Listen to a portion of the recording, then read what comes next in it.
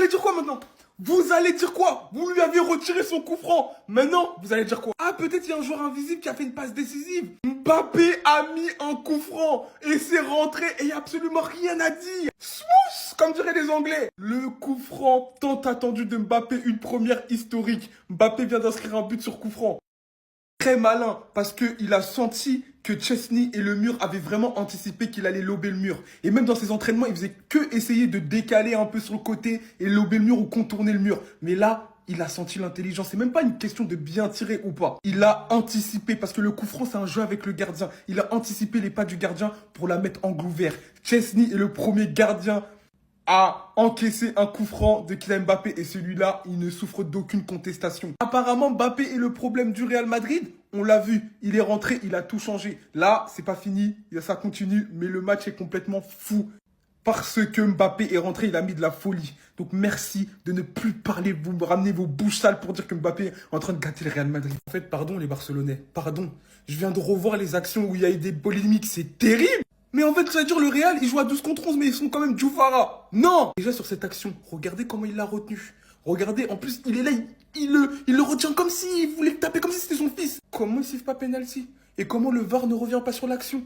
Même sur le tacle de Tchouaméni, il prend qu'un carton jaune. Mais s'il y a rouge, c'est la même chose. Je suis désolé, un tacle comme ça, par derrière. Regardez la hauteur en fait de ses cuisses. Là, il se plie si Olmo est un peu trop sur ses appuis, il peut lui casser la jambe.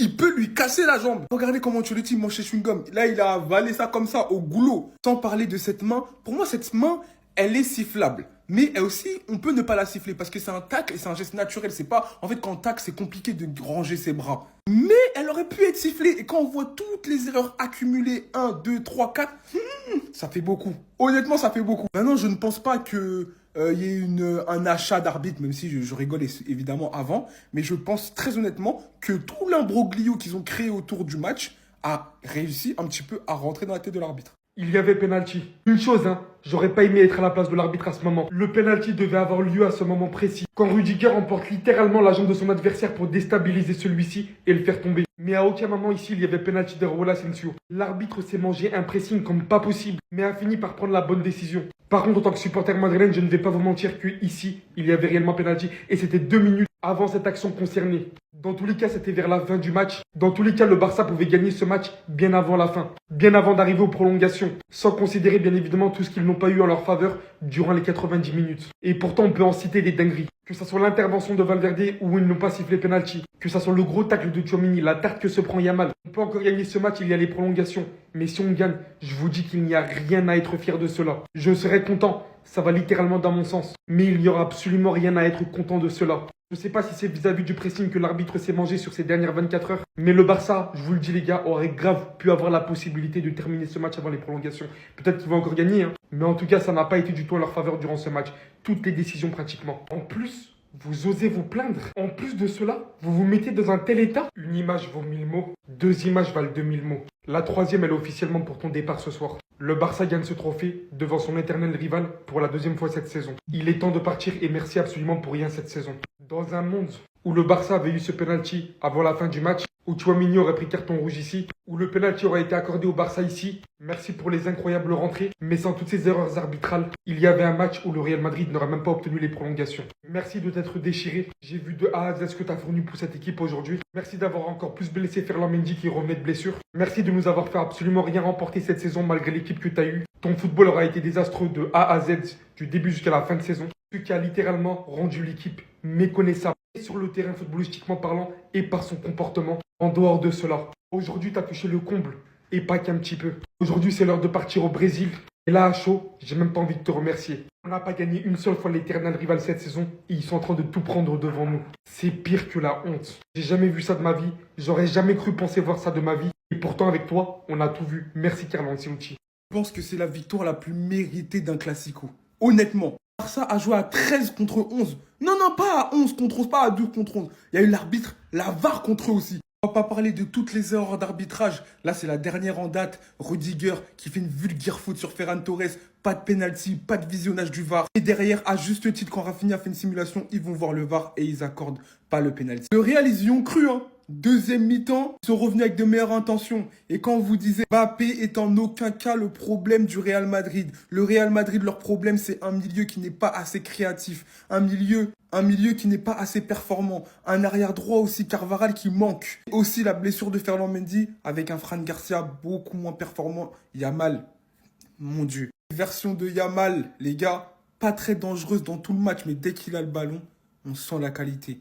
On sent le changement. Aujourd'hui, il ne marque pas, mais il donne le ballon. Il a tout compris au football. 2 passes décisives pour Yamal, exceptionnel. On peut aussi parler de Pedri qui est sorti assez tôt, mais il est exceptionnel. Mais on va pas oublier surtout qui a remplacé Lewandowski et il l'aura remplacé à merveille. Un but, il aurait dû bénéficier d'un penalty en fin de match. Koundé qui marque ce but magnifique en fin de match. Je suis désolé, la victoire du football face aux entourloupes, aux manigances. Voilà, je suis désolé, je suis honnête. Je suis pas madrilène, je suis pas barcelonais. Mais là, il faut le reconnaître, il y a eu trop de décisions contre le Barça.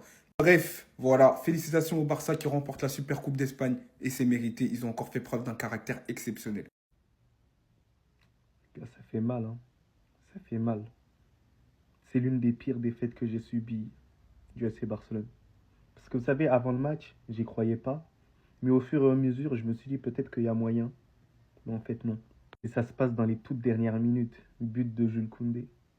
La probabilité que ce soit Jules Koundé en plus qui marque le but, c'est quand même une dinguerie. Alors, le FC Barcelone, sur la première mi-temps, c'est eux qui ont été dominants. C'est eux qui ont été conquérants. Je voyais d'ailleurs le FC Barcelone gagner assez aisément cette rencontre. Mais au final, l'entrée de Kylian Mbappé, elle a fait énormément de bien. Et les récupérations hautes que ce monsieur a pu faire, à l'aide de, bien évidemment, Arda Güler, mais vraiment l'homme du côté du Real Madrid, ça a été Bellingham. Moi, en fait, ce qui est frustrant, c'est quoi? C'est que je sens la saison blanche. Je sens que c'est une équipe qui a pris un coup mentalement, même sur les attitudes de fin de match. Faire ce genre de truc, c'est tout simplement honteux. Et j'espère que on fera un mercato en conséquent. Parce qu'il y a des joueurs qui n'ont pas le niveau de jouer au Real Madrid. Et on va en parler plus en détail. D'ailleurs, sur YT, pour ceux qui ne sont pas abonnés, allez vous abonner. Je peux pas terminer cette soirée sans parler de ce taré. Malgré la défaite, les amis, Ferran Torres, chapeau. Je pense qu'on est tous d'accord pour dire que c'est le meilleur match de sa vie qu'il a joué aujourd'hui. Je l'ai jamais vu à ce niveau. Il nous a clairement tué en défense. Le gars, il était partout. Que ça soit dos au jeu, c'est pas surtout à Fermin Lopez. La manière dont il pesait sur notre défense, les amis, le gars, il a été monstrueux de A à Z. Franchement, chapeau. En Ligue 1, on savait déjà à quoi ça ressemblait. Mais là, aujourd'hui, il vient de le confirmer, les amis. Il est trop fort. Et bizarrement, j'étais sûr qu'il allait marquer aujourd'hui parce que ce mec-là, lui, c'est ce genre de match-là qu'il atteint. C'est pas pour rien qu'on l'appelle le requin. Il porte bien son nom. Au moment où personne l'attend, au moment où voilà, l'équipe adverse prend la confiance, comme aujourd'hui là. Voilà, on était là 2-1. Je me dis, c'est le Real Madrid, on va remporter ce match-là. Ferran Torres part nous gâcher comment dire, vous voyez, même mon français, il a retiré. Cette saison, c'est 15 buts, 7 passes décisives et 22 contributions, les amis, directes en plus de ça. Clairement, là, je comprends le choix de Deco de ne pas vouloir recruter un gros attaquant la saison prochaine parce qu'il a Ferran Torres. Faut pas le sous-estimer maintenant. Rien qu'à voir le but qu'il marque aujourd'hui sur une passe diabolique de l'autre là, comment elle s'appelle, Lamine Yamal, ce insolent là. Et lui aussi, attendez, il va falloir qu'on parle de ce gamin là aussi. Quand est-ce que quelqu'un va le calmer? À chaque fois qu'il commence, depuis qu'il a commencé ses stories là, personne l'a recadré. Il a toujours gagné. Quand il dit qu'il est en mission, il est vraiment en mission et il part vraiment pour gagner. J'en ai marre. J'en ai marre. Le Real Madrid est tout simplement le pire club de l'histoire du football. Le Real Madrid est le club le plus titré de l'histoire du foot parce que ce sont des voleurs. C'est un putain de club de merde et vous voulez pas le comprendre. Ce soir, vous avez pu voir en 4K qu'est-ce que le Real Madrid quand ils sont mauvais. Ils cèdent de quoi? De l'arbitrage. D'ailleurs, c'est le meilleur match de leur saison personnellement. Ils ont quand même été bons. Mais avant le match, qu'est-ce qui se passe? Ce monsieur met la pression à un arbitre. Et qu'est-ce que l'arbitre a fait durant le match? Il a fait l'une des pires performances. C'est du hardcore ce qui s'est passé durant ce match. On commence avec un penalty non sifflé, main de Valverde. On enchaîne avec un deuxième penalty non sifflé, tirage de maillot au corner. Et il tombe. Et empêche Kovacic de récupérer le ballon. Ceballos qui baffe Lamine Yamal. On parle aussi de l'attentat de Tchouaméni qui devait prendre carton rouge. On parle aussi de la grosse faute de Rudiger qui devait amener le penalty. Mais l'arbitre a refusé d'aller voir la VAR. Et il est allé voir la VAR pour ça. Et il a refusé de donner le penalty. Il n'y a certes pas de contact en bas, mais il y a un contact en haut. Asensio le pousse. Asensio le pousse. Mais c'est quand même ridicule d'aller voir la VAR pour ça, mais de ne pas aller pour ça, c'est une honte. Et malgré tout ça, le grand Real Madrid a quand même réussi à perdre. Et il y en a qui vont se vanter des trophées du Real. Le Barça joue contre une mafia et j'espère que vous l'avez vu ce soir. Enfin bref, sinon vous les gars, vous en pensez quoi? Ramène-nous sur ta pensée, on s'ennuie.